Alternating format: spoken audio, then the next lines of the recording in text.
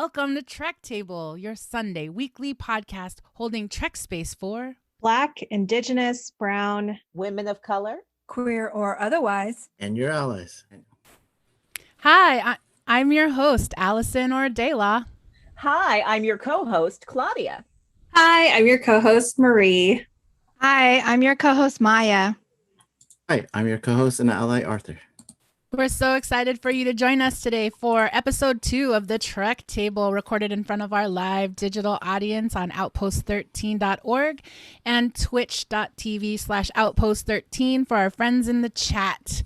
Thank you so much for joining us, and I hope you're also listening to our audio podcast archives.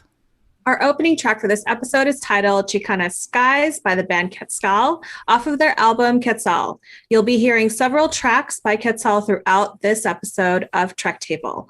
Follow them at Quetzal Music on Instagram and see our show notes or the chat for a link to their merchandise and more. Yeah, so we welcome you to episode 2 of the Trek Table podcast. We've been developing, honing, loving on this process, so we're so excited for you to join us. Thank you for joining and showing up for a conversation with women of color and our allies about Star Trek. When I first met Star Trek Discovery with this very episode, season 1, episode 1, when I met Commander Michael Burnham and the USS Discovery, I quickly connected to so many pieces about who Burnham is, the determination to seek excellence, and I can't say all the other things because I don't want to spoil it. So I just want to say I was seeking a space where we would have convos about this show and wanting to have a convo with other women of color about what we were seeing without having to worry about fragility or hostility. So I want to welcome everybody who's here with us. Thank you again for joining us by our various platforms, and we appreciate the opportunity to share with you what we're thinking and learn from each other. So whether you're a newbie or you were raised in a Star Trekking family, we welcome you. Whether you use the Trek Table as your nerdy exploration or even a part of your weekly self-care ritual, Trek Table is a weekly space to put down the world for a second and come into this Trek space. It's a space for Black, Brown, Indigenous, women of color to be able to be a fan, a geek, a nerd, and explore the vastness of the Star Trek multiverse. Trek Space is also a place for allies to also come and engage and explore as well. This is an opportunity for us as allies to hold space and focus on insights and perspectives and experiences that we might not be familiar with. And now that we are all here, we remind you that we seek to build an environment of mutual respect, just like Star Trek, and listening in the room and in the chat. And we understand you might disagree, but there's enough hate going on in the world, and we don't want that here. Keep your phasers on stun, please. Yes. So let's set this beginning of the ritual. Welcome to the Trek Table. Go ahead and breathe in through your nose and out through your mouth. So let's meet who's joining us today on the Trek Table. Our Trek Table assembled. I'd love to invite folks to introduce yourself. Go ahead and share your name, your pronoun, any access check-in needs, and who or what are you holding Trek space for? Marie-Reine, can I ask you to go first today? Sure thing. So hi, Marie-Reine here. I use she or her pronouns. I also use they or them in solidarity. Access check-in, no access needs today. And I'm holding Trek space for anyone joining us today who is watching Discovery for the first time. Awesome. Claudia, what about you? Claudia Alick, gender pronouns they, their, she, hers. You can use those interchangeably. And I'm actually in the middle of having a little bit of a physical flare, so I might sound angrier than I actually am because my muscles are tense. Other than that, all of my access needs are met. Thank you so much for asking, because I got my hot tea right here. Earl Grey, just for this episode. And I'm holding Trek space for folks who have been rule followers their entire lives and then broke the rules once and discovered a new way of life. Amazing. Thank you. Maya, can I welcome you? Yes, hello. I'm Maya, and I use she, her pronouns and also respond to amor. I am holding Trek space for all the people who are feeling a little disconnected and trying to find making sure that we are checking in with each other and, finding new ways to be together when we can't always actually physically be together. Thank you. And what about you, Arthur? Hi, I'm Arthur. He, him pronouns. I don't really have any special needs today, except that I also have my tea. I'm holding space today for people that are on new journeys. I just think reflecting on, we're back at the beginning of Discovery. It's so fun to share this experience for everyone. And I just want to hold space for everyone who's in that process right now, whether it's because of quarantine or jobs or anything. And we want to be here in that space for you. And Dela, who or what are you holding Trek space for today? Thanks so much. Hi, I'm Dela. My pronouns are she, he, they, and Dela. All of my access needs are met, although I understand sometimes I'm going to move around. So for folks who might be seeing me on video, I'm watching this light behind me. And I'm holding Trek space today for the moms, the aunties, the sisters who, like Giorgio to Saru, need something done. And as she said to him, you better find me that signal. So it may sound impossible, but aunties of color are always demanding the impossible for us to achieve. So I'm holding space for all of you. And as we head into this musical break, we want to know who or what are you holding Trek space for? If you're following along with us on the Twitch chat, we invite you to drop that in. If you're listening on outpost13.org or you're listening on the podcast, feel free to send us a tweet at TrekTable1. As we head into this, so we're going to head into this musical break, and you'll hear a little bit of the song 20 Pesos by Quetzal.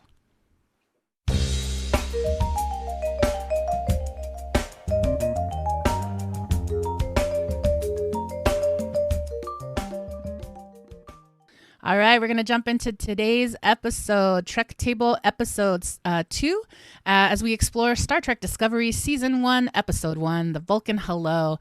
I really quick want to welcome our newbies to the Trekverse in the chat. Hi, Joanna and Arena, great to see you. We're going to explore today this episode in a couple of different ways, and I'm going to let our Arthur ally give us more updates from the chat soon. But so here's what we're going to do today. We're going to talk about Popcorn Recap. Marie has questions. We're going to ask Trek Table questions. We're going to explore Discovery design. We're going to explore Space Runway, Thematix, signal boosts, and final thoughts. Okay, so if you're like me and do not want to suffer the spoilers because you're watching this for the first time and this is your new adventure, no worries. We're thinking about you. Our Trek Table team is going to spend most of the show with only spoilers of this episode of Star Trek Discovery Season 1, Episode 1. For folks who have seen all the way through to the end of Season 3, you're going to get a special treat during our Thematix section. Definitely. And a lot of people will say episode 1 and 2 are like the mini pilot movie. We totally respect that. So we're going to talk about it a little bit that way next week. But we thought this episode deserved its own episode since it was the very first. And we also want to say thanks to our friends who joined us last week for Trek Table episode number 1. And you hadn't seen the show yet, and we asked you to watch it, and you're here with us. Thanks so much for joining us. We can't wait to hear what you think about the show. So, we're getting ready to move into, so we've talked about Trek Space. I'm super excited. I'm getting all this feedback. So we're holding Trek Space for people who are new to Trek. We're holding Trek Space for rule breakers for the first time and what that feels like. We're holding Trek Space for people who feel disconnected and are checking in. We're holding Trek Space for people who are on a new journey or the aunties who ask us to do the impossible. And we're also holding Trek Space for our friends and allies in the chat. Thank you all so much for being here. So let's go ahead and breathe all that in as we get ready to jump into this episode. Here's what we're holding Trek Space for. Go ahead, take a breath in through your nose and out.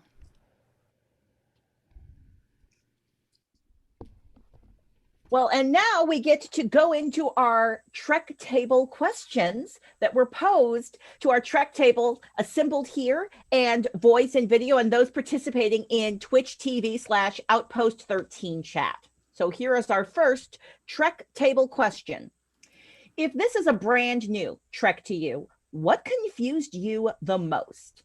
And if this is the latest Trek for you, what addition or change to the canon did you like or dislike? Think about that as we enjoy more Quetzal.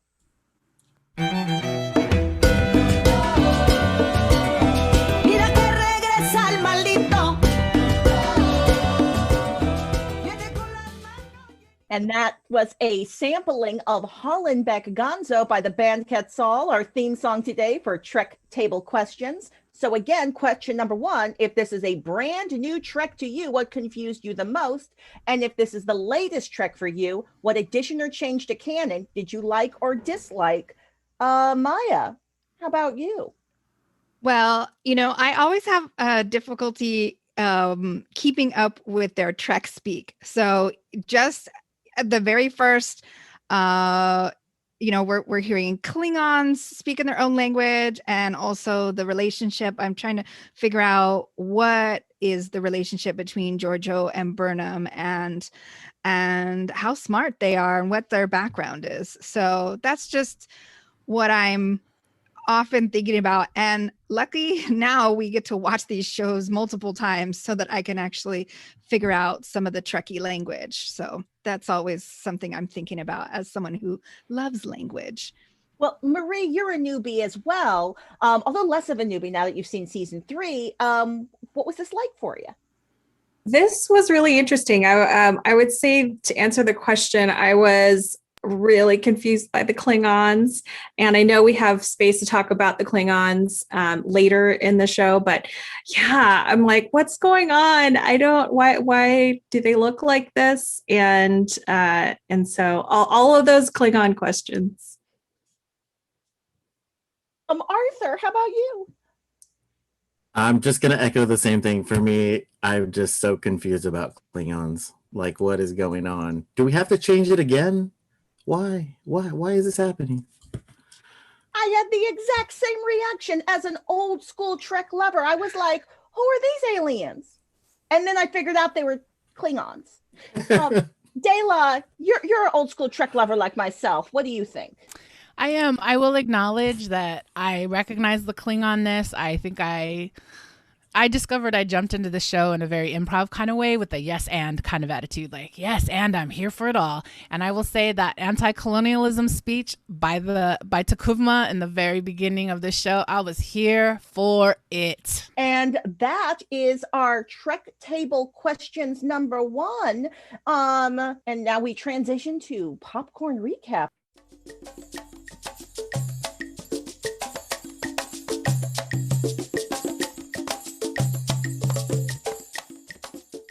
And that song, Matanzas by Quetzal, is our popcorn recap theme song. So here's our thing. Lots of people do recaps, but this is how we do it. The game is simple. We have 2 minutes to share as many chunklets of plot as we can from this week's episode.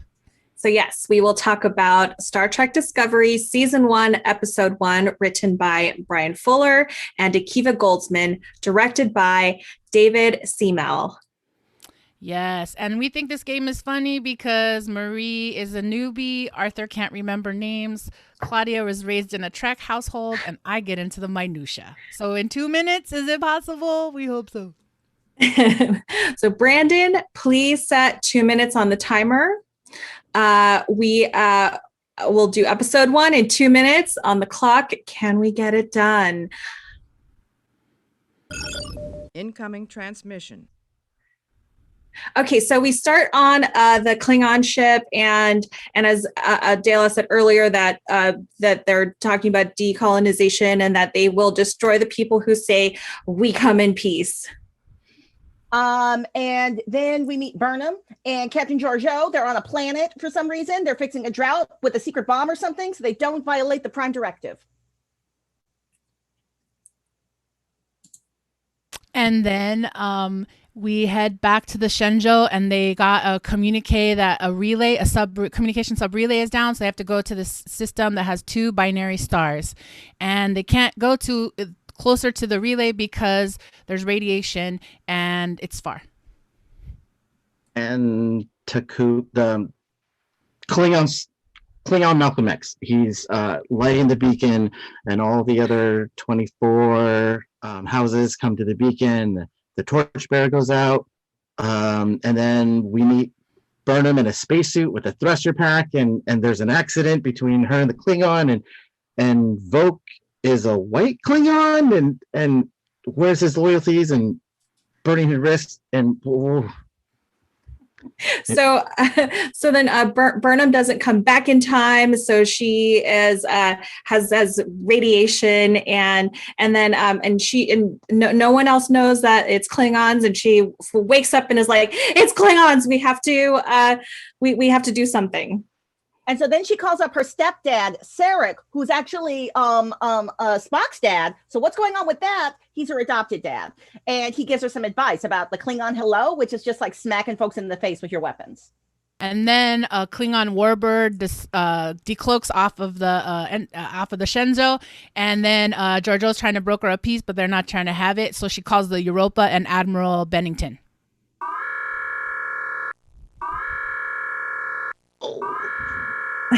and Bennington doesn't listen to that advice, and then Burnham does a neck pinch to Giorgio and then tries to do a mutiny but fails. And I feel like Should I do the last one? Yes, you should do the last one. Burnham heads back to the bridge, release Saru, tries to get all the weapons and get everybody armed, and just as this is happening, Giorgio emerges and is like, no way. Good job, everybody. We got through more plot than we've ever gotten through in this section. So I think I'm a little stunned. I'm like, wow, we did it. Good job, everybody. We almost did it. Yes, and that is our time today. Thank you so much for joining us for Popcorn Recap. For a deep dive on this episode, Star Trek Discovery Season 1, Episode 1, we want to point you out to existing work that's already out there. We want to say what's up to the women at Warp and their weekly summaries. And for season 1, thank you to Andy who did this episode today. So we'll drop it in the show notes and in the chat. You can also go to womenatwarp.com and search for the recap for this one, because there's lots of spoilers right now from season 3. So that's Women at Warp. That was Popcorn Recap. And now it's time for... Marie has questions. What does this mean? Marie has questions. What's happening? She did what? She's from where? She killed who? We're practicing asking questions and not being afraid to ask them. And so so this is a segment that we have. I have 2 minutes. So just want to make sure we have the timer going. I'm ready to ask questions. So timer can go. Incoming transmission. Can I ask questions about Klingons in this segment today? Yes. Okay, why do they look so different from the Klingons before? Because makeup designers like to make things special for themselves. Okay, that's my only Klingon question, actually, because I know we're going to talk about it more. Okay, so Sarek sounds familiar. Are we supposed to recognize him from somewhere? Spock's dad. Yes. Ah. I'll say the actor is also, if you ever watch From the Heart, he played Forney with opposite Natalie Portman. Sorry. Oh, no, I haven't. I mean, I've seen that actor before, James Frayne. He's also like in True Blood and stuff. But I was like, Sarek, I don't know. Okay, thank you. Saru's Kelpian head looks a little bit different. Am I right? Yes, I'll take this. Yes, I've actually noted, if you follow the show into other seasons, Saru enters, I would say it's a lot more blush. There's a lot more pinks and blues and purples. Yeah. Okay. And we're used to a different look on Saru later in the show. Okay. And that's just because they've changed makeup and stuff? Yeah, I think they learned over time. Okay. Cool. So if this is happening at the time of TOS or the original series era, what does that does that mean that Discovery predates all the other Trek shows? Is there something I'm missing here? Enterprise is before Star Trek, the original series, which is after Discovery. I'm not sure on this. Somebody else Google it. Answer us in the chat. Mm-hmm. Yeah, I would echo. They do say that Discovery starts 10 years before the original series as we know it. Okay. And so when Burnham is in the brig and then everything around her gets torpedoed, how did she survive? That's a great question. I'm going to say that's a spoiler for next week. Okay. I was going to answer Black Girl Magic.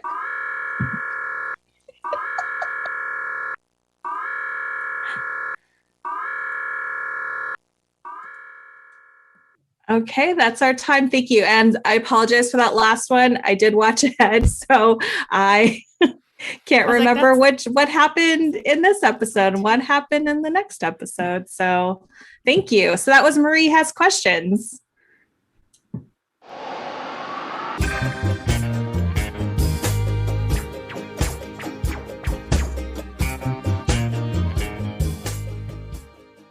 So we're in discovery design now. It's a section where we like to examine the elements of the world building and see how it helps tell the story and create context for the narrative. So welcome everybody. This is season 1 of Discovery. It's a great new time for all of us. And it's kind of like we recapped last season. We just kind of want to go around the room with no spoilers, please, and to see how everyone feels about the new look. Like, I know this is a little darker, a little bit more cinematic. Does this connect with you guys? Is everybody liking like the new vibe? Dela, I know you already have feels about the title sequence, right? Yeah, thank you. I will say I'm in love with this title sequence. I love that I feel like it addresses at a meta level or a metaphorical level what I feel like I showed up for and other people. It's like, what are all the bits and what is your technology? And so I love the way we get to narratively kind of go through this, like discover thing. Like there's stuff in the title sequence I don't even know yet. So I'm super excited. And I want to say that Victor Entre Puertas from the chat says that Enterprise does in fact precede Discovery. So thank you for that, Victor. And so, yeah, I'll just say I did love the opening title sequence because it inspired me in a different way than other Star Trek shows have. Like I missed the Space Final Frontier, but I love that we get to see the drawings. I love that we get to see different color palettes, and there's stuff I'm really excited to discover along the way. And that theme music I love too. Yeah, I feel like it was a really good echo to a lot of different versions of Trek. Speaking of different versions of Trek, Claudia, I know you got some feels too. Well, I was desperately excited for the Star Trek because I wanted any Star Trek. I always want all the Star Treks all the time. This one confused the pants off me, though, because I couldn't figure out when it was supposed to be taking place. The thing is, I had the same issues with Enterprise, where they seemed fancier than the original, and I just went with it. So I'm okay with it. It's okay. I kind of agree with Claudia. I mean, with like being really confused about where this takes place, and also this feeling much more future than the original series. And so I was like, it's so hard to place kind of visually where this lands, because it does look so like future modern, and I couldn't place it with my kind of distant memory of Star Trek and all the other series. I really was just sort of fascinated with the clothing and uniforms, the uniform reveal. They're very slimming with the side stripes, and everything just seems so shiny and it very cinematic. Burnham's short hair styles, the dust goggles in the desert. So I'm paying a close attention to that and how that brings us into this world, because I feel like what I know of past, especially uniforms, past uniforms felt very uncomfortable to me. Like they just seemed to they always had to adjust them. So they would look starchy. Yeah, starchy. And these look comfortable, like they can move, and I'm getting into them. So they're very body conscious though, for sure. So who knows what they're wearing underneath. I love Claudia. I noticed her doing like the captain rearrange thing, the little Riker and Picard. They love to they got to shimmy that suit back down. For me, I love the telescope. I love being in Georgiou's captain's room and seeing like this, like almost like grounding, kind of like ancient because it's our time, but seeing that there was a like a way for them to also hark back to their old like nautical and explorative background. And I love that there's tools. I mean, it doesn't matter what day and age you are. If you've got monitors or all that kind of stuff, like nothing works better than the basics. I'm so glad we got through that. Now that we've got everybody's like feels, let's kind of open it up to tech. Like I think, especially everyone's discussion too about where are we in this universe? I know we're squeezed somewhere between Enterprise and TOS. There's some there will be future captains that will also frame kind of where we're at, and as we go through, we don't want to spoil anything, but it's very interesting where they end up, and it's fun to kind of unpack that it goes. But yeah, like let's kind of talk about some more tech stuff. Is there anything that you guys liked? For me, I thought there was like a weird thing about the space Kumon. I mean, the Vulcan Academy, and kids were in these little bubbles trying to learn. Where what were you guys? How did you guys interact? It was the world building fun for you guys? For y'all? Sorry. It felt like they were doing a lot of design callbacks and choices that were referencing other Star Treks I've experienced. So like the Vulcan school, what was it called? The Kuvma, the Kavma, the Kumon, whatever the Vulcan school is called.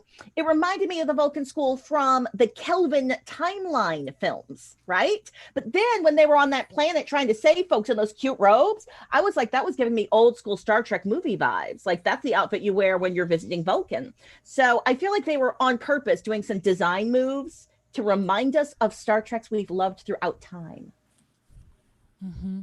Oh man, can you imagine? I was just thinking those bubbles might be helpful right now in pandemic times for teachers and students. Right. I just wish people had better access to technology. I mean, being separate like that also seems a little scary, but that's a little bit useful. Could be useful. Bubbles. We all need bubbles. Totally. I wanted to jump in on that tech question because I don't know, did anyone else notice the way that the torchbearer burial happened with the Klingons? And just, I love that Burnham also, when she was approaching the ship, she was like, it's so old. And the only thing I could say is, wow. Like that she had never seen the way, and and just when the reveal of it was the coffin's ornateness, it just made me think a lot about Takuvma's role as the spiritual leader, as the Malcolm X of this batch of Klingons. And like, he's not just leading the rally, but he's also doing the important work of burying people. I'm sorry, I'm jumping into Klingon stuff, but the tech of like how they like raised him up and then they assembled, like, does it have a magnet? Like, I just wonder, how did they know where to put that actual coffin, and do they replicate it? So I just have those kinds of questions.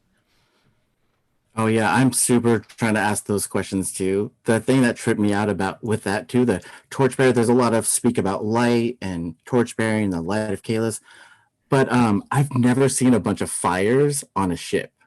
Like they're just manifesting little fires. Sprinklers aren't going off. I don't understand. I was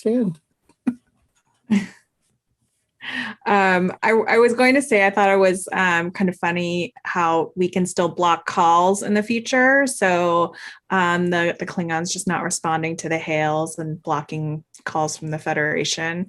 And also like, and also what that bright light, that like beacon, I thought was really cool, because then it's a way to disarm the Federation, but then also to call everyone, the other 24 nations or tribes to join them in that specific spot. I was like, I was really scared of that moment. And so because it everyone is just completely blinded by this beacon. And I thought it was a really cool use of something that maybe isn't so complicated technologically. Yeah, I think there's an interesting thing with this version of Trek that has this like almost future primitive look with the Klingons, and it's not the same sleekness as everything else, and that part was really interesting. Just to amplify some stuff in the chat too, Miss Asil was saying "lol Kumon," and Jedi Branch said we need a Kumon logo, but with the face is a Vulcan. B Guzman 94. I like the feel of the uniforms. They're in an effort to reassert the older feel, even though it's the special effects folks want to show off, and that comes at the risk of seeming newer than TOS stuff that didn't get to have our VFX technology.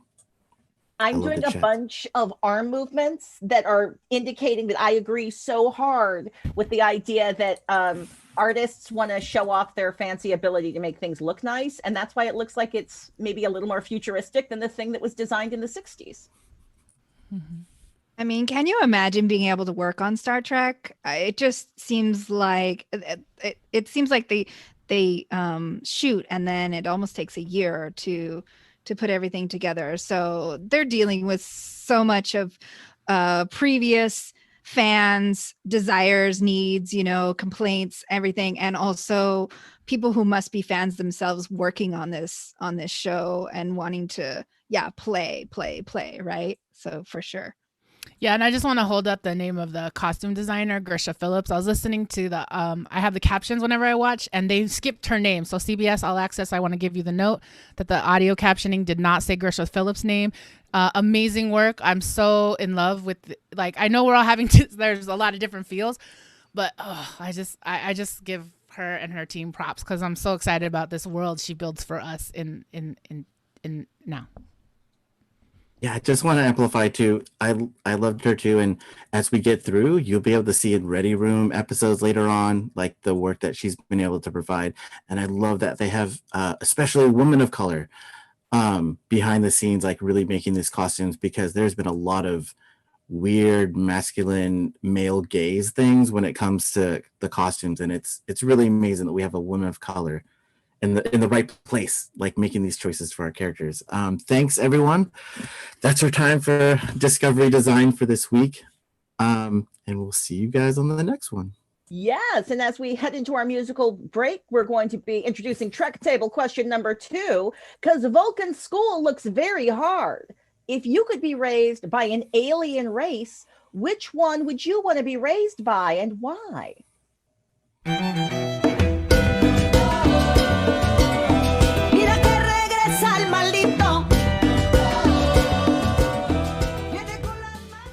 So the question was, Vulcan school looks hard. If you could be raised by an alien race, which one and why? So just asking ourselves what would it be like to grow up like Michael Burnham.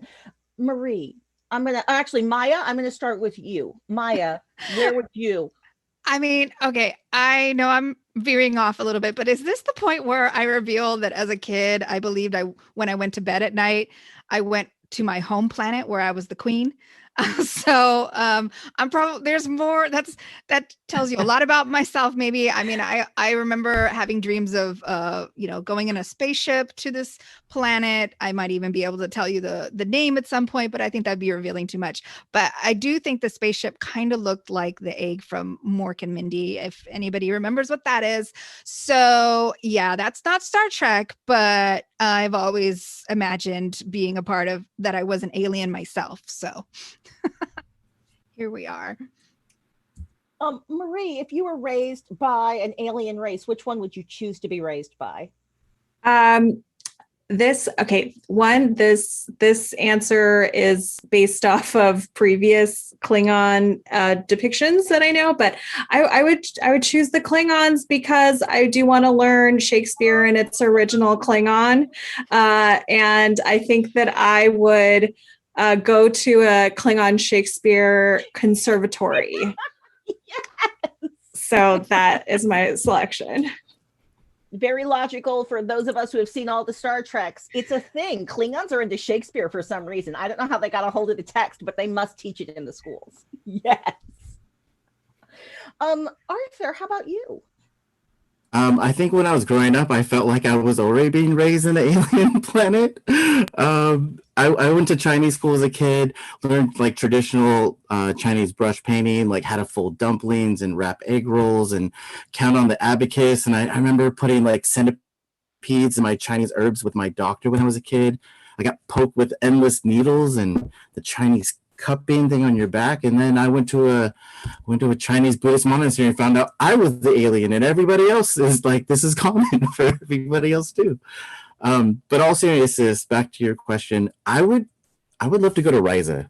I would love to be on a luxury planet and just be taken care of, and everybody's like wonderful, and everyone's always on vacation. And I also feel like Ryza isn't just a fantasy planet, that got taken over, but it was kind of like created in that sense. So it hasn't been colonialized. Yes, we will have to have a conversation about whether we think Rise is anti-colonialist. I think you could be right, that that's the indigenous lifestyle. I would argue that I wouldn't want to go to a Cardassian school. Cardassians don't seem to have a really nice lifestyle. Their education system is all about power, and they literally say joy is vulnerability. So I don't want to go there. There's an episode of Star Trek: The Next Generation where this planet, the Aldeans, they steal all the children, and then they can just decide, oh, you should be an artist, and then you just get to like get mentored into being the best artist ever for your entire lifestyle. I wouldn't mind that. They had some radiation issues, but I could get over it. I like their education system. Dela, how about you? I will acknowledge that the first time when I watched the original series, I always wanted to be a Vulcan. I mean, yes, there was Sulu, but I definitely read Spock as Asian, which let me just say it also informs the reason I love Discovery and this whole other Hidden Figures moment, which I'll talk about later. But yes, I would want to be a Vulcan. I would want to go to the Vulcan learning bubble school. Although in order to make it really accessible, they have to create a ramp because I saw the steepness of those stairs. Thank you. Shout out for accessibility in space. Indeed. Arthur, we've had some amazing responses from our audience. Could you share a few? Because I have been delighting in them. Oh, it's amazing. So we have TNXH that said Betazoids to flex those empathy skills. That's amazing. Jess Queen says yes, Klingon Shakespeare. Immense breathing support. TNXH also said that they went to language school at Sheila Temple also. And B. D. Guzman 94 says sort of a spoiler from Picard, but there's a planet of twins there. Ooh. And shout out to everyone who wants to go to Q school, because yes to that. And that was our Trek table question number 2. So now is the time in our ritual where we invite everyone to move around in your seats and your screens, because now it's time for our Trek table dance break as we move into the stars for Space Runway. I'm actually hearing any music, but I'm assuming there's music happening.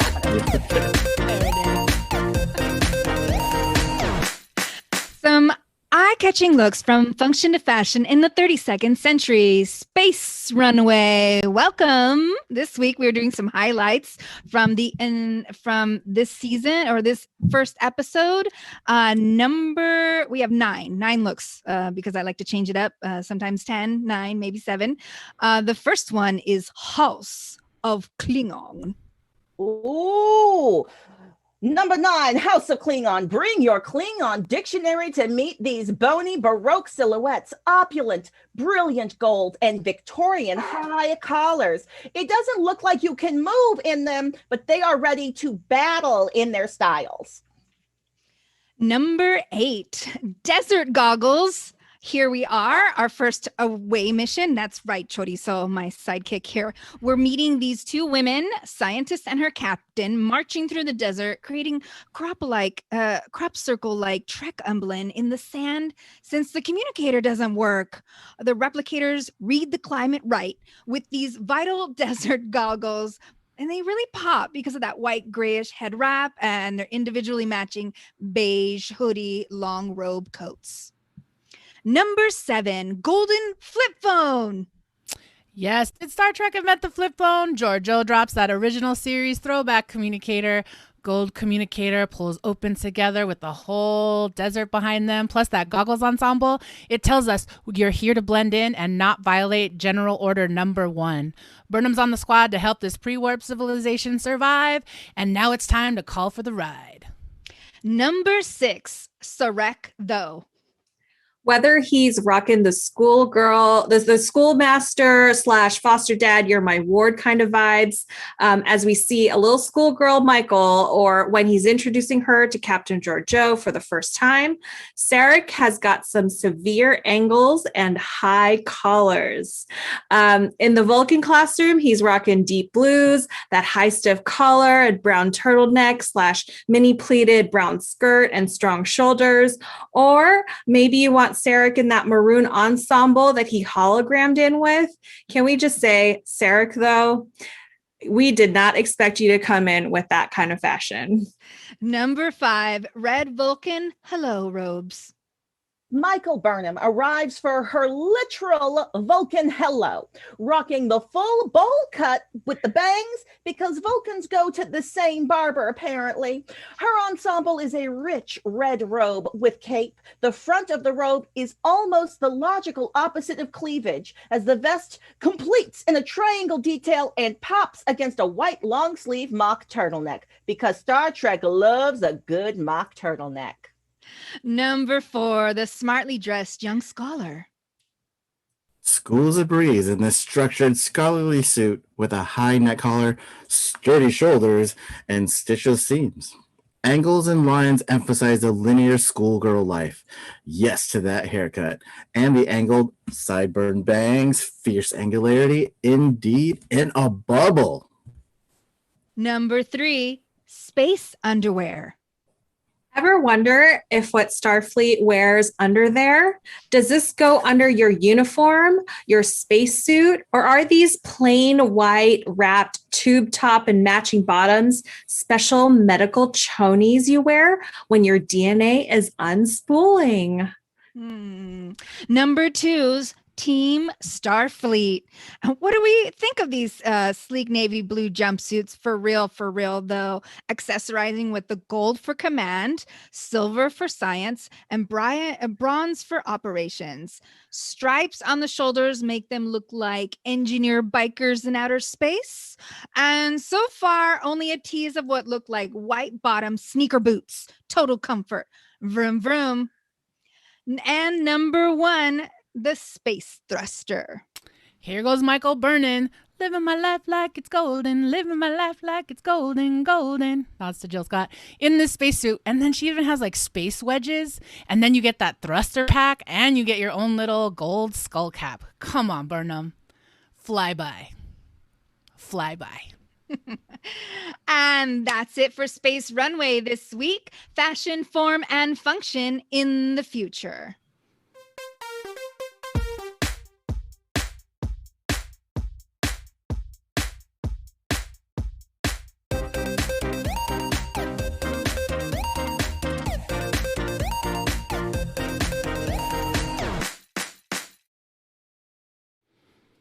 Thank you all. And thanks to all in the chat who are responding to Space Runway. Yes, love of those bangs, those angles, those shirts, those collars, all the things.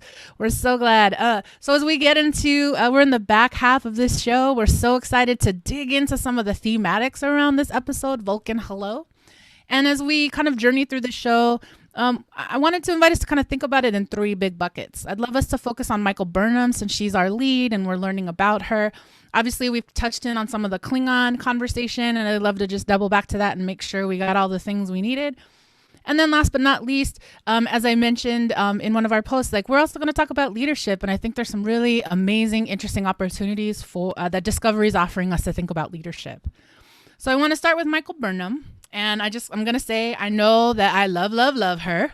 But I wanted to actually ask Claudia to go first to talk about Burnham and your reaction to her. You're from a Star Trek-y family, I think I've heard you name it, and that way. And I wanted to, and I've heard you say that part of your practice is to like watch Star Trek and rewatch it and discuss. So I wanted to invite you first to start us off on your thoughts about meeting Burnham. Who is she to you? What is your read of her as we join part of your larger family practice? Well, I know I was putting way too much pressure on Michael Burnham. I had all 30, 40 years of all of my Star Trek dreams and wishes and wants. I needed her to fulfill all of them, to fill all of those fields, to be my captain. She's not even a captain yet, and I need her to be my captain. So I came in needing her to do a lot. She behaves like a lot of the Star Trek leaders in other stories, but for some reason the Star Trek universe doesn't treat her like the white male leaders are treated in other stories.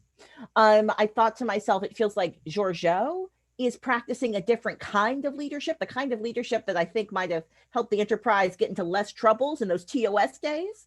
But it did feel like, oh, this Black woman's being held to account more than others have been, and I didn't like it. Yeah, I appreciate you opening that up for us and doing that comparison, because I've been wondering that, like, is Burnham getting treated different? Is she being held to a different kind of standard? And I wanted to pop over to Marie, Marie, I'm wondering, can you, and Maya, you were both newbies, and I know you joined us in season 1, but now you're kind of getting to go back to, I'm sorry, you joined us in season 3, and now you've joined us in season 1, so we're kind of back at the Burnham origin story, and I'm wondering, what are your thoughts of Burnham in the beginning? I'll go first. I think that, and this is Marie. I right now I'm trying to actually think back to when the cast was announced for Discovery, and so with Sonequa Martin Green and Michelle Yeoh in the series as the captain and science officer, and I was like, that is so cool. And just, I remember just feeling so seen in terms of, who can be in Trek and what does it say? And so I was, very much like, just kind of very excited about going into this and because of those reasons. And so, and in terms of Michael, I think I kind of go back and forth between like, yes, all about it, and then kind of questioning what her motives are, or not just always questioning what her motives are, but like why she is doing specific things. But there is always this question of, are we just looking at her differently because she's a Black woman in these roles doing these things? Whereas if it were a white man or a cis white man, would we even question his actions at all? And so, it's, I'm always having to kind of question my own lens of how I'm looking at it. So I'm very open though, trying to be at least. Yeah, I'm just, I super love, kind of women superhero types. I mean, even though, they're super smart and capable, and at different levels in their journey. And Georgiou is very very soft at the beginning, and I mean soft in her delivery of like very direct decision making and everything. But I mean, I'm just having fun. So I'm watching a lot of this in a lot of isolation. And so I'm having fun being able to jump into this universe in a sort of more serious way than just watching in the past reruns, and I'm able to kind of watch it in a different way. And I'm really happy that there are characters that are main characters on a journey that aren't just a side piece, and that they're smart and bold and brave and kind of challenged between science and engineering and feelings, and their buttons being pushed, and just Burnham being someone who is someone who lost her parents, and so and is brought up in a different community than what she was born into. So I don't know, I feel a little kind of like bicultural vibes, language challenges and trying to overcompensate and just being a smarty pants, but having all these feelings that also inform her decision making. And so I'm all for feelings. We've had these conversations in the past. I am fire and feelings, and I love a good character who has some fire and access to their feelings. Well, jumping off of that, I was on Twitter today enjoying just the beautiful knowledge and wisdom from the NAP ministry. Shout out to the NAP ministry. And we ended up having some exchange that was about how it's actually a trauma response to try and control everything. So we're introduced to a character who's been raised culturally to be hyper capable. And we see that if she does not behave in ways that are divorced from her own emotions and performs being hyper capable, she gets punished by the people who are meant to love and take care of her. I think that that's an interesting setup for a character because it sets her up. We know she's right. We know she's right. And yet, even when she's right, she's kind of wrong. Mm-hmm. Totally. I'm going to jump on that and just say that in the rewatches again, and let me just say, I've been waiting to have this conversation with other women of color for like, what is it? 2 years now since I first found Discovery season 1. So just thank you all for fulfilling this dream. And I just want to say, like, yeah, I watched Burnham's response and just that moment of like recognizing as a girl of color, the moments in my life where I had a choice in a trauma moment. Like, am I going to be more responsible or am I going to rebel or am I going to destroy? Like, we all have choices about how we respond. And I think there's these interesting moments that I see in Discovery, particularly this episode. Yeah, where I just see after she cannot answer that question, it just makes me wonder what happened to her on Doctari Alpha.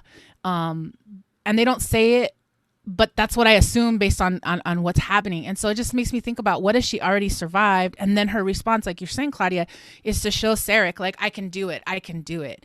And I definitely appreciate, like, she got into this found family. And then even watching her meet Georgiou, I was like, I've been the young, precocious know-it-all with a auntie woman of color mentor who's like, I'm teaching you this, I'm teaching you that. So just seeing these moments where Burnham is being raised also. I mean, Sarek literally is like, here's my ward, welcome to Starfleet.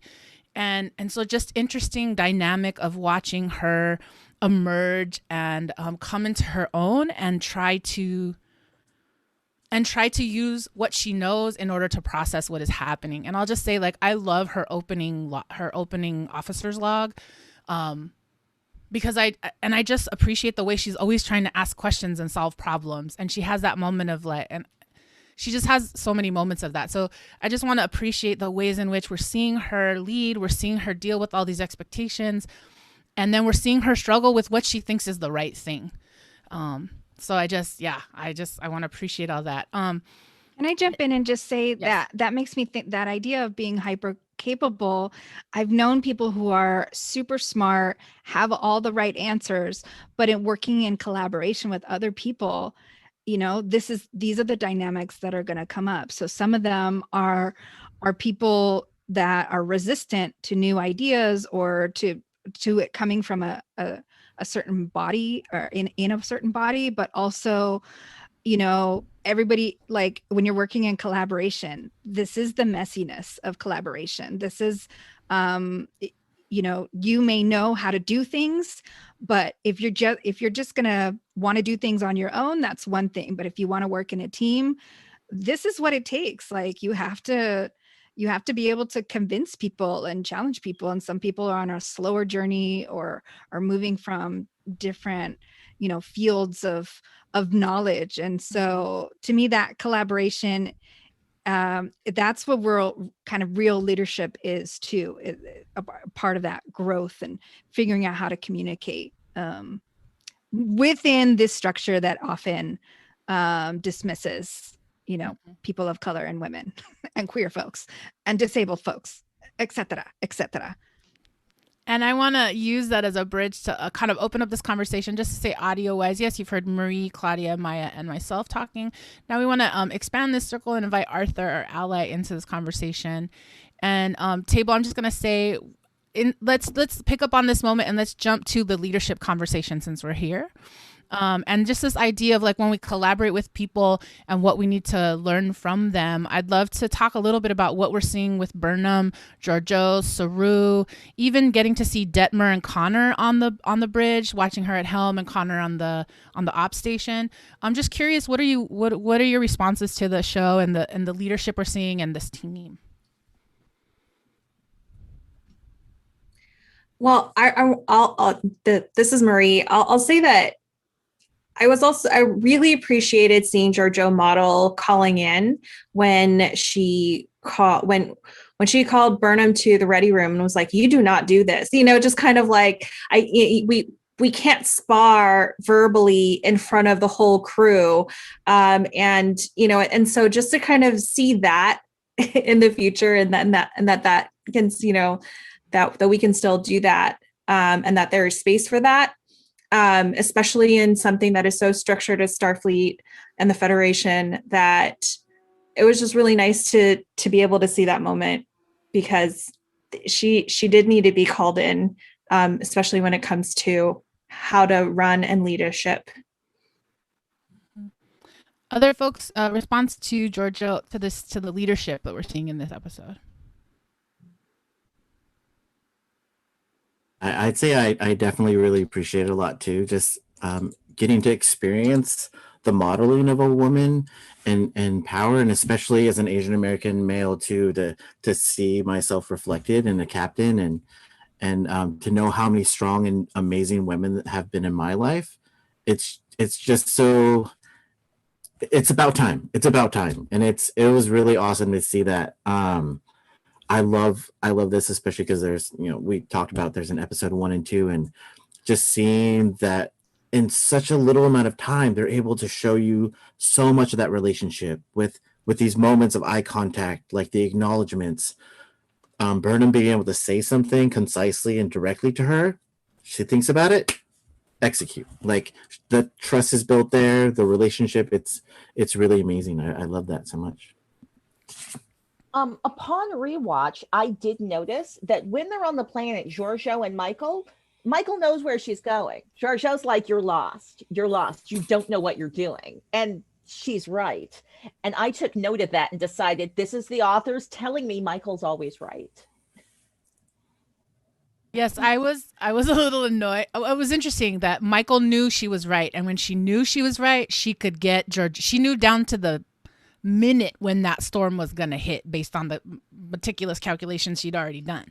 But then when we get to that point after where the communicator didn't work and Burnham all of a sudden didn't have a plan and didn't know, she was like, what are we going to do? How are we going to do it? And then Giorgio's like, just follow my steps, steady. And just to watch that, to notice that Burnham also wasn't ready. And then to see that reflected in her and Saru, like the whole like sibling push out of the way. I'm going to tell my mom the info first action. Did anybody see that? I thought that was hecka interesting. I love the sibling rivalry. Mm-hmm. Maya, I was wondering, do you have any other thoughts about the leadership piece? Or, I mean, I was just flashing to, I've been seeing some young girls cosplay both Giorgio and Burnham, and I can imagine that having happened in the world. And so, I see that being super fun, being able to cosplay those two characters and that their leadership styles. And yeah, I mean, Michael's still young. She's on a journey, and it looks like we are in for a ride of where that actual journey takes us. So, and then also, yeah, I mean, I'm curious about Giorgio's background and also how she got to be a captain. I mean, I think, from my little background, we've had one other female captain in the Star Trek universe that I know of. And so, and most of them have been men, and a lot of, I mean, I know Kirk, and I know Kirk also had his like emotions always bubbling up and, motivating his adventures. And so, yeah, that's interesting to kind of compare how these characters get treated at different points in their lives and where that respects come from. But yeah, I mean, they have to, everybody trusts Giorgio at this point, right? And she's definitely taking in information from her crew. And oh my God, she's so funny too. That part where she does note in the captain's log that both Burnham and Saru agreed that for me, I hope there's a lot more of that, and that wittiness that makes me think of also like the camp and humor that I think Trek is also known for. So yeah, I mean, there's a lot there to that I'm excited to see more of. And there's stuff that I've seen so that I know some of what's happening, but there's also other stuff that I'm trying to keep myself away from spoilers. Awesome. Arthur, you get the last on this leadership. You want to pick up on the Prime Directive moment, and then I want us to talk about Klingons, and then we need to go to spoilers. Yes, Arthur. Chat? Do you want to talk about any chat stuff too? Sure. Do you want to pull up some friends in the chat? Yeah, there's some great ones. And I'm sorry about the pronunciation, but Jovis Anchovis says at the moment with Philippa asking her to follow her steps also demonstrated that Michael still has a lot to learn in the big picture. Jess Queen 1 is saying, yes, the sibling rivalry. That's a great way to put it. Yeah, there's great chat. And then I want to thank you too for the moment. Wanted to also mention, also, we'd love to say hi to all the Asians in Star Trek. Phil, thank you so much for joining us. I'm also a big fan. I love getting to hear all the voices of Asians that I loved watching Trek growing up. Yes, and Phil has a great episode for folks who don't know all the Asians on Star Trek. Phil actually has Boyoung Kim and Erica Lippold, who are writers on the show, and a great, I can't remember the actor's name, but she's in episode 3 of Discovery. So you want to go find all the Asians on Star Trek. So glad all these folks are in the chat. Let's talk about the Klingons. And Arthur, I'm gonna lob this back to you. Tell me any other things that we need to talk. So we know that the costume designer made some choices about how the Klingons look. Are they speaking the same? I feel like somebody said something to me that I feel like the Klingon was different. I'm seeing Claudia's head shake. I don't know who to ask this question. I guess I want to go to Arthur and Claudia as the Klingonish experts at our table and just ask like your thoughts about the Klingons. I mean, I have thoughts, but I don't feel like I didn't have the same reaction. I didn't get mad. I didn't have energy in the same way that I feel like I've heard you all say. So making space for that. I thank you so much for letting me start. So I got opinions, but they're partially about what I think the origins of the Klingon design are. So I believe that the Klingons, like in the original Star Trek, were designed to be racist, Orientalist. They were working on some gross imagery to help us have an idea of what an enemy is. But also they were the cheapest makeup design to do, which is partially why the Klingons were the bad guys all the time. That's why they chose them to be. I see in this Discovery incarnation, they've made them super inhuman. They put so much makeup and stuff on them. They really don't seem like they're humans. And they've moved the design so far to inhumanness that we don't even get to hear English anymore. It's a Klingon language. And I think they're doing something with that. That's on purpose. What do you think, Arthur? I definitely reflect a lot of the things that you mentioned. And I would say that I'm still confused. Like, even though I've seen all 3 seasons, I'm still kind of confused by those choices. I just rewatched DS9 and the episode where they go back in time to the Tribbles episode for TOS. And then they're like, hey, Worf, those are Klingons, right? Why do they look like that? Worf is just like, we don't talk about that. And I love that how self-aware Trek is for those kind of moments. And it kind of reminds me even about like Star Wars and like Star Wars Episode 4. The lightsaber fights were super slow, and Star Wars Episode 1 lightsaber fights are so fast. And it's because, the creators, they were in different places at different times. At that time, George Lucas is like, oh, they need to feel like medieval fights. Like, these swords have to have weight. They need to feel like there's impact and there's stakes. And then by Episode 1, he's like, we got to make the cool sword fight possible. So that's what I'm wondering here. Is this the creators going like, we want to try something new? And I feel like there's some hits and there are some misses. There's this weird, the movie The Cell, there's like weird Shakespearean vibes. So I'm curious now too. Like, I know we have some Trek Light folks fans here too. Like, how are you guys feeling? Bringing in all the references, Marie. I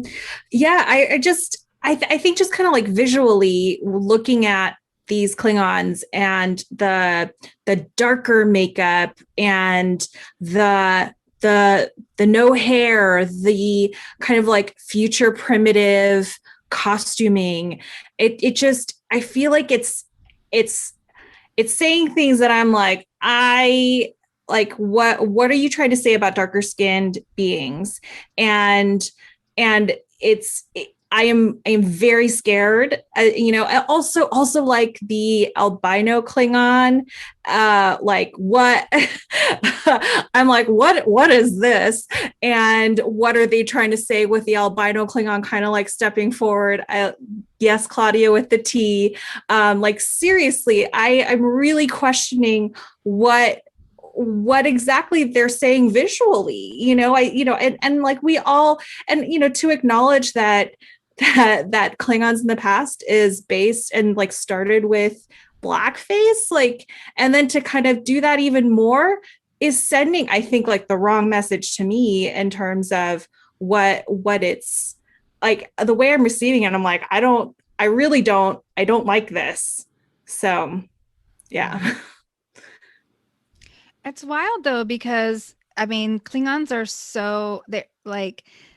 they're so beloved in the world of Star Trek, from what I understand. I mean, and people like as I was watching with one of my friends, shout out to Rio and Sara, Rio was telling me that he had a tape of actual Klingon language that he would play to try to learn the language, and people, and like Marie was saying, she's mentioned to us before that she's actually seen performances of Shakespeare in Klingon. And so I think there's something also about their outsiderness or their non-humanness that represents the other in a way that, even as we are jumping into this season, they are speaking totally in Klingon, and also they seem a little bit like their outfits aren't uniform. They have a little bit more diversity among them, and that they're challenging the Federation, right? They're saying that the Federation says that they come in peace, but they're resistant to that, and they're challenging that. So yes to everything that is being said, but I think, to me, whenever I see something, especially that's in a language that I don't know, that is for me the moment that says, well, I'm supposed to feel either like an insider or an outsider. Like, am I a part of, and what is this outsiderness about for us to challenge the world making, the worldview that we're jumping into here, and I guess, and the one thing that I learned about the Klingons without hair is because they're at war, and so there's something about that whole Worf response of like, well, we don't talk about that, but that there's something where they cut off their hair when they're at war, and I mean, and also I think Worf, there's something about him that was kind of sexy and attractive, so this just, so it is different and jarring to see them so different. But also going back to how Claudia was talking about how artists, they just wanted to push that, there's probably hundreds of people who are building those costumes, and totally. Totally. Thank you for that. And I want to just jump in here and just say, yes, this is only the first episode. There's lots more Klingon reveals as we keep going. So I know that I appreciate us digging into this and like holding space for it and thinking about it. And I want to say that we're not done. And just folks are lifting up in the chat. BD Guzman 94 is talking about the colorism, reading that in the opposite way, that dark skin is normalized, and the fact that the light skin one is ostracized actually felt progressive. And I just want to say that, talking about Klingon, Shakespeare and Klingon, I want to shout out to Brian Rivera, who's done a Klingon Hamlet, the To Be or Not to Be, and we'll share that in the future. But I want to say, yes, let's keep holding all these questions about Klingons.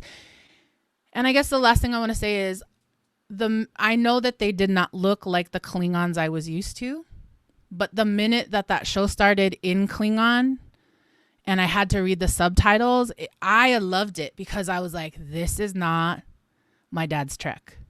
This is not This is not a show that is centered in the way it has been centered. And even though they don't look from, part of me is like, maybe I need to redefine what is sexy about a Klingon. Maybe I need to redefine that it's not about finding the humanness in the Klingon, but actually loving the Klingon for who the Klingon really is. And so I'll just say that I did feel a connection at a certain point to Kuvma, because I was like, you are the spiritual leader. You're doing the burial. You are trying to be the Malcolm X and gather the houses. What else are you trying to do? And so just really being excited at the end of this episode about that. So I know we have more to say. I know there's a bunch of stuff in the chat. We're so excited. We want to keep having these convos. If you and have other friends, if you're in the audio listening for the podcast, or you're joining us in the Twitch or live on outpost13.org, we want to ask you to bring friends who want to have these conversations with us about Klingons and other things as we move forward in Star Trek Discovery Season 1. We're gonna do a little bit of spoiler section. We promised it. We're gonna go there now. So I want to say that we're aware that people are watching this show. I feel like asynchronous is a term that has become part of my life since COVID. Maybe for educators, it's always been a part of your life, but I didn't learn asynchronous till now. So here's what we're going to honor. If you've only seen season 1, episode 1, or you haven't seen all of 1 and 2, we're going to invite you to turn your volume down. If you're listening, you can't fast forward. If you're watching us on a screen, we're going to have a 2-minute timer. So we don't want to spoil your experience in experiencing this. So you can... So what we want to say is we're about to do a 2-minute spoiler zone. So Marie and Maya, who are the newbies in the show, we're going to say thank you. We're going to invite you to turn your volumes down and watch that clock. And I'm going to ask Brandon to go ahead and give us 2 minutes on the clock. Arthur, Claudia, this is our 2 minutes. Here we go. We're about to talk about it. Thank you. Incoming transmission. Go. It's so hard to be spoiler free. I feel like I was spoiling all over with all of my comments. But partially because Discovery invites you to engage with it as a metatextual engagement with all of the Star Treks. It's designed to do that. I think it was designed to make me, Star Trek old head, really happy, and to also get everybody curious and wanting to watch all the other old Star Treks. Mm-hmm. Arthur, what about you? I just want to echo a lot of that. That's also how I felt. And I love how introspective and self-aware Trek is, and that it does listen to its fan base. I know there's a lot of changes in the next season that they did, and we don't really have to talk about that even, but the fact that they listen, they keep moving. We just finished season 3. It's so amazing. I can't wait till season 4. Mm-hmm. Yeah, I would definitely say my jump back is just like, I'm excited to watch baby Burnham as the responsibility hoarder be born.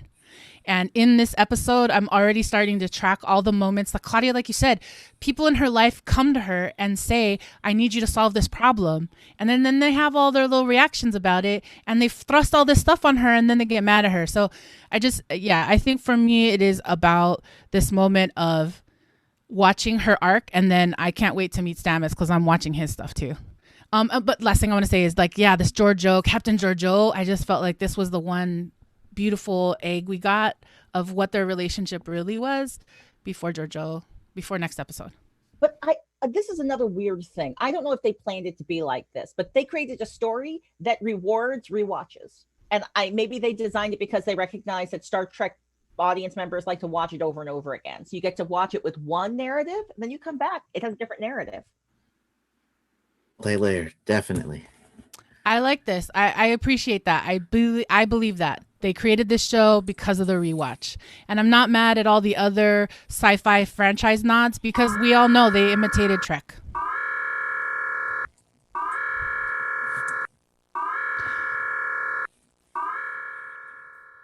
Thank you so much to our spoiler friends. Welcome back to Maya and Marie and everybody who is listening, not wanting to have that spoiler life. So thank you all for that. And in total, those are our thoughts on Thematix for Star Trek Discovery Season 1, Episode 1. And as we head into our final Trek table question number 3, we'll hear a little bit of the track Hollenbeck Ganzo by the band Quetzal. I totally thought it was a holodeck bonzo, so I'm very glad. Hollenbeck Ganzo by the band Quetzal. We'd like you to ponder this question. The Prime Directive is a guiding principle of Starfleet. prohibiting its members from interfering with the internal and natural development of alien civilizations. Would you break the Prime Directive to save a planet? Would you break Starfleet rules to save your ship? We want you to answer the question Michael did in this first episode.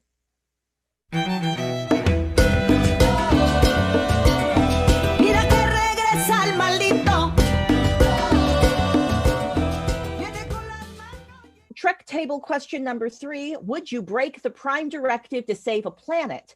Would you break Starfleet rules to save your ship? Let's start with you, Mark.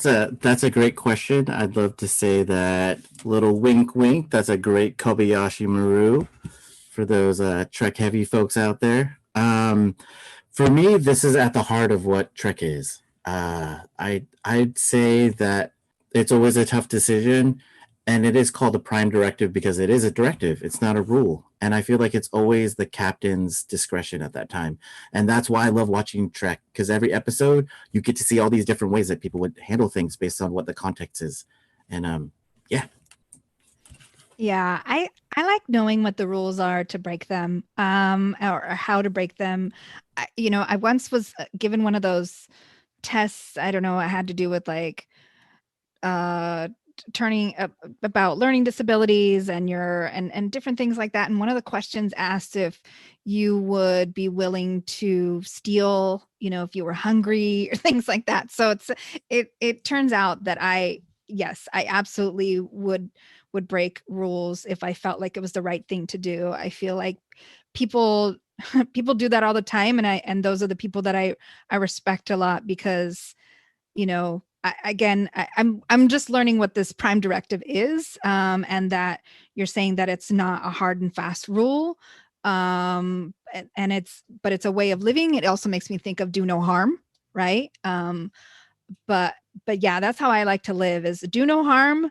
But if the rules that have been put in place are oppressing people that I don't want to be oppressed, then I absolutely will break the rules. And I think as an artist, rule breaking is how you figure out what kinds of new constraints and rules you'd like to have as well. So that's where I'm at. That's why I'm, in certain leadership positions and not in others. Oh, I fully agree, Maya. I realized as I crafted this question, I think I absorb all systems as colonialist. And so I was like, definitely you break the rules because the rules were written by a man. We need indigenous epistemologies need to decide. The people need to decide what's right. The people know. But I also think there's something creepy and interesting in a society that has like rules that create certain knowledges that are not accessible by others. What do you think, Marie? Yeah, this one I actually grappled with, and I was like, I don't know how to answer this question because, I'm such a rule follower. Like I've lived my life as a rule follower, and I mean, and that also is like a larger discussion around model minority behavior that I have practiced my whole life, and but then also like I haven't always been a rule follower as well, and that there is always space to just kind of bend something and to make sure that because sometimes rules are totally obsolete or rules become too strict to actually be able to operate, and that protocol is protocol for a reason, but then it's not protocol for all reasons. And so yeah, I think I would break the rules to save a planet or to save a ship, of course, because it's you're saving something like that should be the Prime Directive, right? Yeah, I would say I'm a helper and a caretaker, and I probably would do whatever I could to save the planet and or the ship. But then I watched this episode and I watched what Burnham did and what happened. So it has me wondering. Thank you to everyone here and in the chat for responding to responding to our Trek table questions for this season of season 1, episode 1.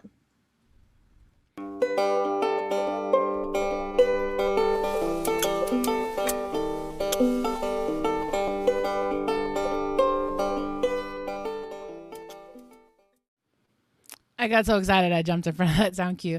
So we're in the Signal Boost, a part of our show where we want to amplify and hold space for Black, Indigenous, Brown women of color who are creating things, who are building community, who are shaping our world. And so we want to hold up first Chicana artivist Marta Gonzalez. You've heard her a little bit in some of the tracks from Quetzal, and she has a brand new book out. It's called Chicanao with the @ Artivists, Music Community and Transborder Tactics in East Los Angeles. Marta Gonzalez is a Grammy Award-winning scholar and explores how Chicanao artivists in East LA from 95 to the present have created a unique community of process-based political engagement influenced by the Zapatista and Fandango movements. You can follow Marta on Instagram at Marta Artivista, or find her on Linktree, and we'll put those links in the chat and in our comments for our show. And we also want to celebrate with all of our friends of the Bay Area, American Indian Two Spirits, or Bates. They just had their first digital powwow. It was so beautiful. I miss seeing everybody in person. But if you want to check more about Bates, BAAITS.org, to learn more about them, there's also, I believe, an archival video of their digital powwow that lasted about, 5 hours. And there's drag shows and different, young baby Two-Spirit kids performing it. So take a look at Bates.org. Or check on YouTube for those links, and support and donate to the work that they do. And I'm going to take this last one. Thanks, Marie, for being in this window with us. We want to also amplify. I know our friend from All the Asians on Star Trek is in our Twitch chat. We will amplify. We have previously done that. We'll continue to do that. We'll drop that in the chat. But we also want to say what's up to our friends at the Pod Directive. And they've done a great episode on Stacey Abrams. So we're going to drop that in the chat as well, so you can hear how Star Trek has influenced Stacey. So if you haven't heard, or Ms. Abrams, so if you haven't heard her talk about that, we'd love to amplify that as well. And we just want to say that it's February 6th and there's a lot of things happening in our communities of color. I want to acknowledge it's Black History Month. I want to acknowledge we're in February 7th, sorry. We're in Black History Month. We're in Lunar New Year season, and we just celebrated the Two-Spirit powwow. So I just want to hold space for all this time and the cultural things that are happening to celebrate communities and how folks are continuing to build culture. So I just want to say, if you have a resource that you want to amplify and boost, or if there's somebody that you're listening to, a woman of color who's sharing some amazing things, please share it with us at trektablepodcast@gmail.com. And that is our signal boost for this Trek Table episode number 2.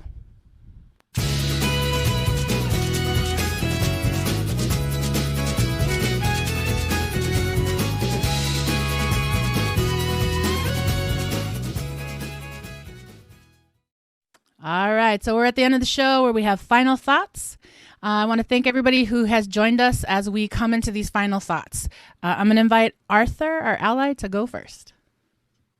Hey, thanks. I had some other stuff prepped, but I want to be reflexive because I love the conversation about Burnham and Giorgio and all the stuff y'all were talking about. I think it's about time that we had a platform like this to amplify the voices of women and reflect as social media, pop culture, all these things are being more reflexive and we're getting those moments of representation. We also need these moments of reflection and amplification of women's voices. I really appreciate everybody allowing me to have a space and also try to find some ways to help model and learn. Like I'm here to learn. And so I appreciate that there's also this space for us allies that are trying. And I really appreciate everybody's comments. I feel like I learned so much. I had this whole other thing, but this is like, it really hit me. And I love hearing that perspective. Amazing. Thank you, Arthur. What about you, Maya? Final thoughts? I come to this as an art maker, as someone who loves making media and has attempted to sell stories, and it's no small task, as well as an educator. And a lot of us are, educating and learning in isolation, and trying to learn new technology and figure out how to be safe. And so I'm just excited to be a part of a creative crew of smarty pants, and y'all are not that, y'all are easy on the eyes as well. That are, that we're trying to create this conversation through something like Star Trek, and that has so many metaphors and so much. It's so rich, and I love holding nerd space with you all. I love this kind of new journey that we're on. I love the shininess, the fashion. Obviously, I'm having super fun with Space Runway, and yeah, I'm just excited. I'm excited to actually hold back. I often watch shows, especially when I can, the ones that go one right after the other in Netflix and all that stuff. But I'm trying to go kind of slower and week by week, and have conversations, fun conversations that allow us to connect also as human beings. So I'm happy to be in this nerd space, in this and connecting with our audience, and finding ways that of learning and challenging, and hopefully not spilling any blood. Awesome. What about you, Claudia? Final thoughts? So for so long, as soon as the show was over, I'd immediately go on the internet and try and find some folks reflecting on it, because my joy is watching a thing, having people reflect on it, and then me responding to their reflections, and that just going back and forth until the next episode comes out the following week. And how deeply frustrating it was for all of the folks reflecting to get it wrong, to be missing gigantic pieces of plot points and ideas that were so obviously in the text. I have been waiting to talk about Star Trek Discovery with y'all for years. Can't wait to get into it. Thank you. And my final thoughts are really connected to just being grateful for having this as well. And I want to say that when I watched the show, when I first saw this episode, I watched season 1, episode 1 when it was out, and we were waiting for season 2 to start. And it didn't hit me in the ether until it did. And so I want to appreciate that I'm having a chance to share about this.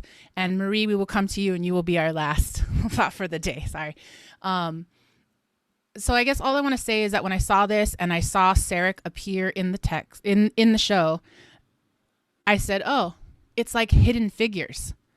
It makes complete sense to me that there is a Black woman at the center of a story that I have always known, but her story was not told, because we have a history of not telling the story of women of color, of Black women, of API women, of Latinas and Latinx women, of Indigenous women, of Middle Eastern and South Asian women, all of us. And so, and acknowledging too, and holding up the times when, and white women's stories are left out too.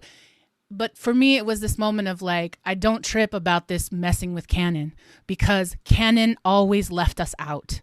So I am about people having to do the work to make space for us in canon, because I just don't have patience for being left out anymore. And I can't believe in a future where women of color are not there and not in charge.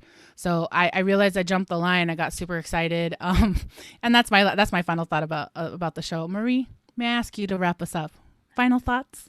Thank you.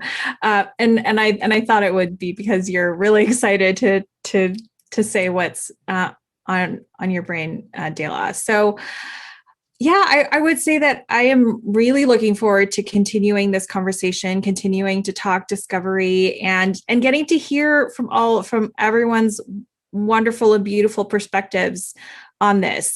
This is a conversation. We're not making definitive, where we're not making like decisions, and these aren't definitive conversations, because conversations are supposed to evolve, and they're supposed to continue. Like, we're all supposed to learn and continue learning. And I think that is really what I am really loving about doing this with you all. And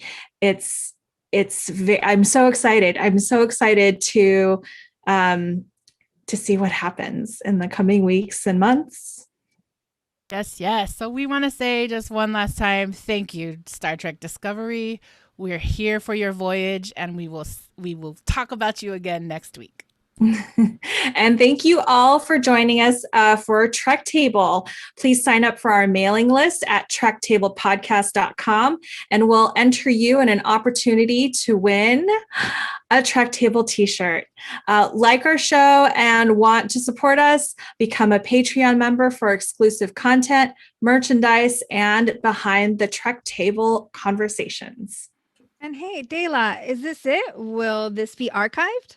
Yes, this show will be archived. We're actually getting ready to drop our podcast in the launchy phase. We had a little moment with our dilithium crystals. But yes, joining us at trektablepodcast.com, signing up on our mailing list, and following us on our socials is all the ways to hear about how you can listen to the audio podcast of this show. Also, please like and subscribe to us on our Instagram and our Facebook at Trek Table, and on Twitter at Trek Table 1. Join our convos there, and please comment using the hashtags hashtag Trek Table Pod, or hashtag BIBWOC Trek, or hashtag Star Trek Discovery. And I just want to share thanks and gratitude to our co-hosts, Marie-Reine, Claudia, Maya, and Arthur. Thank you so much. Thank you for all of you. We've been holding Trek Space today for folks who are new to Star Trek, folks who are rule breakers for the first time, folks who are feeling disconnected and checking in, people on a journey, as well as those aunties who ask us to do the impossible thing. And we're so glad you joined us. We're so grateful. And that's what we've been holding Trek Space for this episode. As we end today, we would like to thank our Trek Table production team, our executive producer, Luz Laminda Jadiwala, co-producer Arthur Wong, production coordinator Brendan Chang, artist coordinator Terry Hashimoto, social media manager Isil Borlasa. Huge gratitude and thanks to Outside In Theater. Extra thanks to Jessica, Paul, and Matt. Thanks to our Geekish Network, our exclusive partners on Clubhouse. Thanks to all of our friends across the Star Trek universe. And finally, deepest thanks to you here on the Twitchcast, or on the podcast, or on YouTube archive. Thank you for showing up for our conversation centering women of color in Trek. Trek Table is a service mark of Dela Projects LLC. Thanks for coming to the Trek Table. We look forward to holding Trek Space for you again soon. Have a great week.